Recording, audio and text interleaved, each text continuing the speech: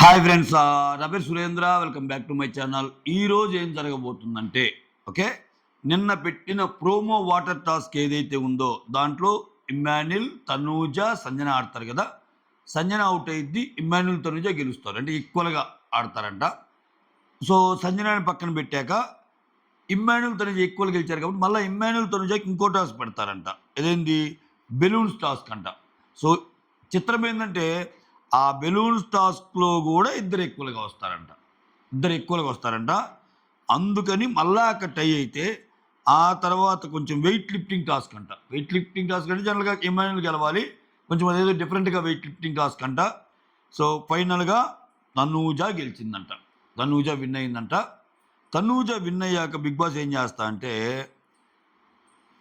Confession రూమ్కి పిలిచి నువ్వు విన్ అయ్యావు కాబట్టి 2 ఆఫర్లు ఇస్తా అంట. ఒకటి, ఈ వీక్ ఇమ్యూనిటీ కావాలా, లేకపోతే మనీ కావాలా. అంటే ఆ స్కోర్ బోర్డ్లో మనీ ఉంటుంది కదా, అది.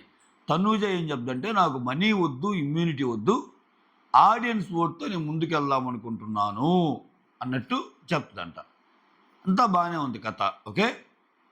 కాబట్టి బిగ్ బాస్ అయినా ఈ ప్రాసెస్ పెట్టి గెలిచినప్పుడు టాప్లో ఉండే వాళ్ళని నామినేషన్ నుంచి సేవ్ అవుతారు అన్నప్పుడు అసలు ఇంక అడగకుండానే తనుజని సెకండ్ ఫైనలిస్ట్గా అనౌన్స్ చేయొచ్చు కదా. ఎందుకు చేయలా? కళ్యాణ్ ఏమో వారం ముందు 10 రోజుల ముందే టీటీఎఫ్ అనౌన్స్ చేసి మంచి బ్యాండ్ మేళాలు కొట్టి ఆయనకి ఆటలాడనీయకుండా చేసి ఆయన వేసేసారు లోపల. సో ఇప్పుడేంటి, ఈమె టికెట్ టు ఫినాలే గెలిచిన సెకండ్ ఫైనలిస్ట్ అయినా ఆమెను ప్రూవ్ చేసుకోవడానికి గేమ్స్ వీరోచితంగా ఆడింది తప్పితే ఆమె ఇది కాదని ప్రూవ్ చేయటానిక. ఇక్కడ నేను తనుజ కంటే బిగ్ బాస్నే తప్పుపడతా ఎక్కువ. తనుజకి ఆప్షన్ ఇచ్చాడు ఆయన లోపలికి పిలిచి. అందరు చాలామంది తనుజ అని అంటున్నారు కానీ, సో బిగ్ బాస్ గెలిచినప్పుడు యా అన్నీ గెలిచావు కాబట్టి నువ్వు సెకండ్ ఫైనలిస్ట్ అవుతున్నావు. ఎందుకంటే అది క్లియర్గా బిగ్ బాస్ చెప్తాడు కదా. సో గేమ్ స్టార్ట్ అవ్వకముందే ఈ గేమ్స్ పెడుతున్నాము, ఇది అన్ఫేర్ బిగ్ బాస్ అనే విధంగా ఉంటుంది. సో ఫైనల్గా ఎవరైతే వస్తారో, ఓకే, వాళ్ళు నామినేషన్ నుంచి సేవ్ అవుతారు అన్నట్టు. అంతే కదా. అది జరగలేదుగా. పోనీ ఇటు తనూజ వర్షన్కి వస్తే, తనూజకి ఒకవేళ ఫస్ట్ నుంచి ఆ క్లారిటీ ఆఫ్ థాట్ ఉంటే, నేను ఆడియన్స్ ఓట్స్ నుంచే వెళ్దాం అనుకుంటున్నాను, ఇట్లా నాకు వద్దనుకున్నప్పుడు, పాపం అక్కడ ఇమ్మాన్యుల్ తెగ కష్టపడుతున్నాడు టాప్ 5లో ఉండటానికి. డిమాండ్ అయితే బాబు చాలా కష్టపడుతున్నాడు. ఎలాగో వాళ్ళు చాలా ఈక్వేషన్స్, చాలా మాటలు ఎన్ని అనుకుంటున్నప్పుడు, వాళ్ళ ఈక్వేషన్స్, వాళ్ళ స్ట్రాటజీస్లో భాగంగా డైరెక్ట్గా చెప్పకపోయినా ఇండైరెక్ట్గా అయినా, ఇప్పుడు అపోజిట్ టీం అంటే ఎలాగూ మీరెయ్యరు. ఎందుకంటే వాళ్ళు సీనియర్స్ ఒక టీమ్‌గా ఆడుతున్నారు, మీరు ఒక టీమ్‌గా ఆడుతున్నారు. సో వాళ్ళకి ఎవరికైనా సపోర్ట్ చేయకపోయినా వీళ్ళలో వీళ్ళకి ఒకరికి ఎవరికైనా, అరే నేను ఎలాగూ ఆడియన్స్ ఓటింగ్‌లో వెళ్దాం అనుకుంటున్నాను, ఇంకొకరికి ఛాన్స్ ఇస్తే పాపం వాళ్ళు డిమాండ్ లాంటి వాళ్ళకి ఛాన్స్ ఉండేదిగా. సరే ఇమ్మాన్యుల్ కూడా ఎలాగో ఉంటాడు. సో డిమాండ్ కూడా ఉంటాడు. ఇప్పుడు ఎలాగో ఇంక నాకు తెలిసి ఈ వీక్ ఒకరిని తీస్తే టాప్ 6 పెడతారబ్బా, నో డౌట్. ఎందుకంటే మిడ్ వీక్ ఎలిమినేషన్ కూడా లేదంట. ఇంక ఈ వారం మిడ్ వీక్ ఎలిమినేషన్ కూడా లేనప్పుడు ఒక మెయిన్ ఒక ఎలిమినేషనే జరుగుద్ది. ఒకవేళ డబుల్ ఎలిమినేషన్ జరగాలంటే మిడ్ వీక్ ఒకటి, సాటర్డే ఒకటి జరుగుద్ది. సో ఖచ్చితంగా 6 పెడతారు. 6 పెట్టడం కూడా తప్పేం కాదు. ఎందుకంటే అందరూ అర్హులే పాపం. భరణి పాపము వచ్చినా గానీ చాలా బాగా కష్టపడ్డాడు. చాలా బాగా కష్టపడ్డాడు. సీజన్ మొత్తం మీద ఫస్ట్‌లో అసలు ప్రతి టాస్క్ గెలిచేది భరణియే గదా. అసలు భరణి ఏది పెట్టినా స్కోర్ బోర్డ్‌లో జమ్మంట ఉండేది భరణి పేరు. సో అలానే సంజన అసలు కంటెంట్ క్వీన్. ఈ సీజన్‌కి ఊపిరి పోసింది. So Emmanuel task master. ఏ టాస్క్ పెట్టినా గెలిచేది ఆయనే. ఇంకెలాగూ కళ్యాణ్‌కి, తనుజకి ఓటింగ్ బాగా ఉంది. డిమాండ్ చాలా కష్టపడ్డ కుర్రాడు. సో మొత్తం ఆరుగురుంటం మంచిదే. ఆరుగురు, ఈళ్ళ ఆరుగురిలో ఈళ్ళుండకూడదు, ఈళ్ళుండకూడదని ఎవరు కోరుకోరు. బిగ్ బాస్ లవర్స్ అయితే.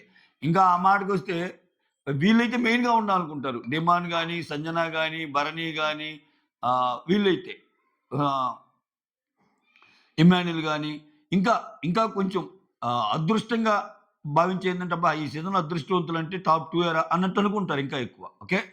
ఇది జరిగింది.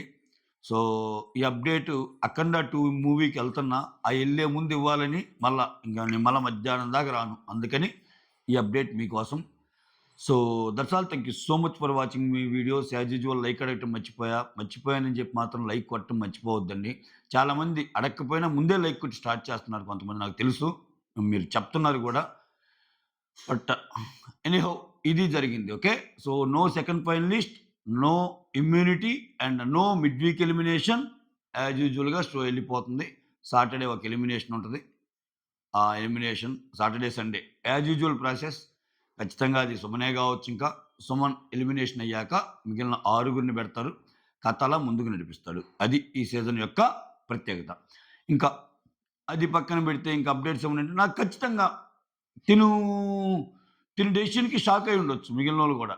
ఏంది ఇంత కష్టపడి ఇంత ఛాన్స్ ఇస్తే అటువంటిప్పుడు మాకైనా ఛాన్స్ ఇచ్చినా మేము తీసుకునేవాళ్ళం గదా! అని అనిపించొచ్చు. పాపం ఇమ్మాన్యుల్ మాత్రం బాగా ఫీల్ అయ్యిండు. బాగా ఫీల్ అయ్యి ఉండొచ్చు. ఎందుకంటే ఇమ్మాన్యుల్ ప్రతి టాస్క్ గెలవాలనుకునే ప్లేయర్ ఒక ప్లేయర్. ఇమ్మాన్యుల్ ఎలా ఉంటదంటే సో, ఐటీ కంపెనీస్‌లో quarterly basis, half yearly basis ఇట్లా పీరియాడికల్‌గా కొన్ని అవార్డ్స్ ఇస్తారు. MVP awards, most valuable player awards అని, ఇంపాక్ట్‌ఫుల్ ప్లేయర్ అని జెప్పి. సో, ఆ పర్టిక్యులర్ ప్రాజెక్ట్‌లో ఎవరైతే ఇంపాక్ట్ క్రియేట్ చేశారో, మోస్ట్ వాల్యుబుల్ ఎవరున్నారో వాళ్ళకొక చిన్న ప్రశంసా పత్రం ఇస్తారు. సో, దానికోసం చాలా బాగా కష్టపడతారు. చాలామంది.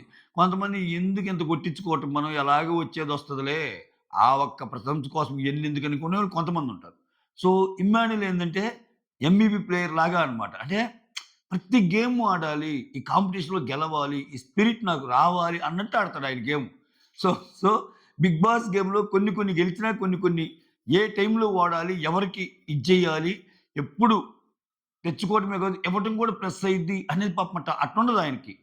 కొట్టి మొత్తం కొట్టాలి, మొత్తం గెలవాలన్నట్టే ఉంటది. సో, అప్పటికి నేనేసాడు ఒక డైలాగు. "అరేయ్! నేనింత కష్టపడి ఆడేది వాళ్ళని గెలిపించడానికా" అని. తనుజని గెలిపించడానికా అంటాడు డిమాండ్‌తో. ఎందుకని? అక్కడ సీన్ రివర్స్ అయింది. ఇక్కడేంది భరణి గాని పాయింట్ తీస్తే, భరణి పాయింట్లు ఇప్పుడు ఎవరికో ఒకరికిచ్చాక ఇలా ముగ్గురికి గేమ్ జరిగితే, ఈళ్ళ ముగ్గురిలో ఇంకొకరిని తీయటం అయ్యేమి లేదు. ముగ్గురికి పెట్టేసాడు ఒకే గేమ్. ముగ్గురికి ఒకే గేమ్ పెట్టేసాడు. సంజన ఎళ్ళిపోయింది. గేమ్‌లోనే ఎళ్ళిపోయింది సంజన. అప్పుడు ఈళ్ళిద్దరికి జరిగిద్ది గదా! సో, ఈ పరిణామాలు ఈటన్నిటి మధ్య సో, కొంచెం బాగానే ఫీల్ అయ్యి ఉంటాడనుకుంటున్నా. ఎందుకంటే దట్ టూ 2, 3 టాస్క్‌లు టై అవ్వటం. టై అయినప్పుడు అంత అంత ఈక్వల్‌గా ఎలా ఎళ్లారబ్బా! అనిపిస్తుంది నాకు. ఏమో స్వామి మళ్ళా చూడాలి. దీంట్లో ఉంటాయి లాజిక్‌లు. దీంట్లో ఎవరిని పెట్టాడో సంచాలకుగా బిగ్ బాసు. సో, ఎవరు ఎవరున్నారో సంచాలకుగా? కళ్యాణ్ ఏమన్నా సంచాలకుగా ఉన్నాడా? లేపోతే తనూజ అండ్ ఇమ్మాన్యుల్ పడ్డప్పుడు సంజన సంచాలకుగా ఉందా? లేకపోతే భరణి సంచాలకుగా ఉన్నాడా? ఇక్కడ విచిత్రం ఏందంటే సంచాలక్‌గా ఎవరున్నా కొంచెం తనూజకే ఎడ్జ్ ఉంది. ఈ ఇంట్లో ఉన్న వెరైటీ అదే. ఇప్పుడు విచిత్రం ఏందంటే గేమ్‌లు ఎంత బాగా ఆడినా, గేమ్‌లు ఎంత చేసినా ఓవరాల్‌గా తనూజకే సపోర్ట్ ఎక్కువ ఇప్పుడున్నోళ్ళు. విచిత్రం ఏందంటే ఆమె తప్పైనా ఆమె గట్టిగా అరిచేస్తా ఉంటది. ఆమె గట్టిగా ఇది చేస్తా ఉంటది. అయినా గాని జనాలందరూ ఆమెనే రైట్ అంటారు. అదొక వెరైటీ ఈ సీజన్‌లో. సో, అంటే కొంచెం తనుజకి ఫేవర్‌గా ఉంటది. అంటే at any point of time at any given situation నేననేది. సో, మీరు తనుజకి సపోర్ట్ చేస్తారు, ఇంకొకరికి సపోర్ట్ చేస్తారంటే ఇటు కళ్యాణ్ గాని, అటు డెమాన్ గాని, అటు ఇమ్మాన్యుల్ గాని రకరకాల రీజన్స్. ఒక్కోరికి ఒక్కో రీజన్. చేయకపోతే ఏమనుకుంటదో, చేసేద్దాం లేరా అని ఇమ్ము. అమ్మా! చేయకపోతే ఎట్టా? అసలు తనూజకి లేకపోయి నేను ముందుండి నడిపించాలి అనే రీతిలో కళ్యాణ్. డెమానేమో నా ఫస్ట్ ప్రయారిటీ రీతు వెళ్ళిపోయాక ఇంకెవరున్నారిక్కడ అందరందరే. సెకండ్ తనూజ ఇట్లా. సో, భరణి ఏందంటే బంధాలు, అనుబంధాల మధ్య ఇప్పటికి నేను నీకు ఇంకా నీ చెయ్యి పట్టుకొని నేను నడిపిస్తున్నాను చూడమ్మా అన్నట్టు ఆయన. సో, ఒక సంజన ఎదురు తిరిగిద్ది. ఇట్లా నడుస్తుంది. అదీ కథ. ఏం చేయలేము ఈ సీజను. సో, మొత్తానికి సీజన్ సక్సెస్‌ఫుల్‌గా కంప్లీట్ చేశారు. లాస్ట్ 2 వీక్స్ అయితే మాత్రం బాగా డిజైన్ చేశారు టాస్క్‌లు. తనూజ గెలిచింది. But no immunity. అది ఓవరాల్‌గా. That's all. Thank you so much for watching my video. Signing off మీ సురేంద్ర.